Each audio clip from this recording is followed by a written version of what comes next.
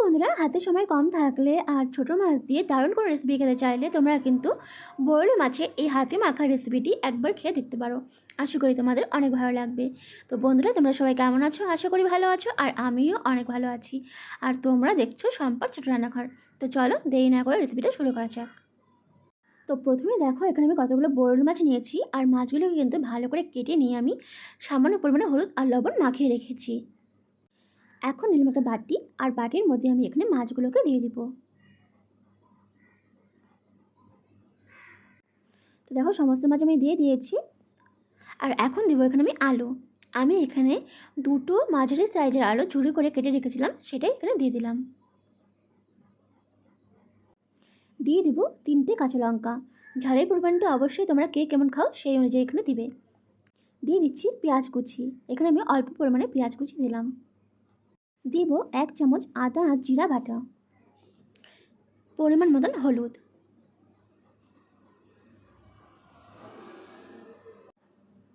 দিয়ে দিব পরিমাণ মতন লবণ। লবণটা তোমরা অবশ্যই বুঝে দিবে। দিয়ে দিব অল্প পরিমাণে লঙ্কার গুঁড়ো, এতে কালারটা কিন্তু সুন্দর আসে। তো দেখো, সমস্ত কিছু দেওয়া হয়ে গেছে। এখন আমি এটাকে ভালো করে মেখে নেব। একদমই নরম হাতে মাখতে হবে, না হলে কিন্তু মাছগুলো ভেঙে যেতে পারে। আর বন্ধুরা, তোমাদের যদি আমার রেসিপিগুলো ভালো লেগে থাকে তো প্লিজ একটা লাইক, কমেন্ট, শেয়ার আর সাবস্ক্রাইব করে তোমরা আমার পাশে থেকে যেও। আর পাশে থাকা বেল বাটনটা প্রেস করে দিও, যাতে যখনই আমি পোস্ট করব তোমাদের কাছে সবার প্রথমে পৌঁছে যায়। তো দেখো, মাছগুলোকে খুব ভালো করে মেখে নিয়েছি। এখন আমি ঢাকা দিয়ে দিব। ঢাকা দিয়ে আমি 10 মিনিট এটাকে সাইড করে রেখে দেবো। তো দেখো, 10 মিনিট পরে ফিরে আসলাম, আর মাছগুলো কিন্তু এরকমই মাখা হয়েছে। তো দেখো, এখন নিয়ে নিলাম একটা কড়াই, আর কড়াইতে দিব সর্ষের তেল। তেলটা একটু ভালো করে গরম করে নিতে হবে। তারপর আমি ফোড়নে দিব একটা শুকনো লঙ্কা, দিয়ে শুকনো লঙ্কাটাকে একটু ভালো করে ভেজে নিতে হবে।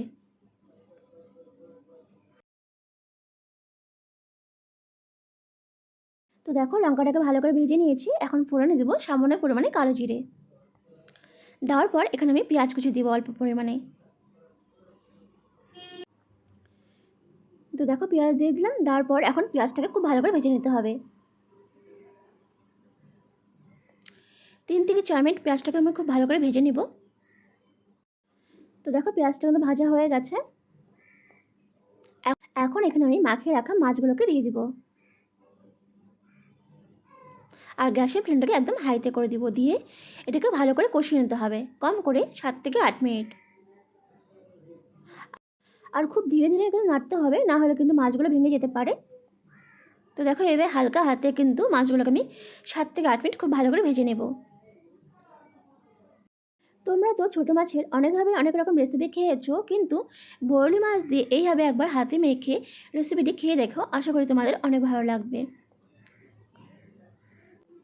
তো দেখো, খুব ভালো করে কষিয়ে নিচ্ছি। এর সাথে কি ওই মাছটা কিন্তু ভালো করে ভাজা হয়ে যাবে, আর রেসিপিটা কিন্তু কমপ্লিট হয়ে যাবে।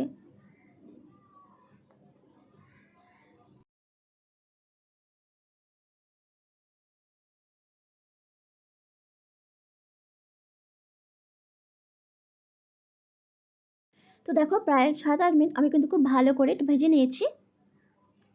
আর বেশি ভাজবো না। এখন এখানে আমি দিয়ে দেবো জল। আমি এখানে কিন্তু অল্প পরিমাণে জল দিয়েছি, যেহেতু মাছটা কিন্তু আগেই ভাজা হয়ে গেছে, আর আলুগুলো ছোটো ছোটো দেওয়ার ফলে কিন্তু আলুগুলো ভালো করে সেদ্ধ হয়ে গেছে। তো দেখো, আবার একটু ভালো করে নেড়ে চেড়ে নিচ্ছি।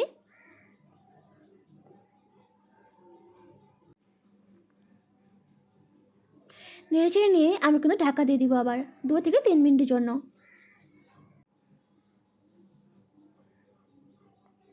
তো দেখো, 2 থেকে 3 মিনিট পর ফিরে আসলাম। তো দেখো, এখন কিন্তু রেসিপিটি কমপ্লিট হয়ে গেছে। এখন আমি সবশেষে এখানে দিয়ে দেবো ধনেপাতা কুচি।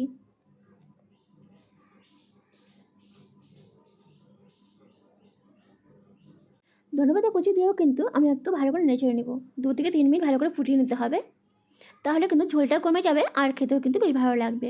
তো দেখো, এখন কিন্তু মোটামুটি রেসিপিটা কমপ্লিট হয়ে গেছে। এখন আমি এটাকে নামিয়ে নেব। তো দেখো, তৈরি হয়ে গেছে আমাদের বরলি মাছের চচ্চড়ি। দেখতে কিন্তু বেশ ভালো লাগছে, আর খেতেও কিন্তু ভীষণ ভালো হয়েছিল।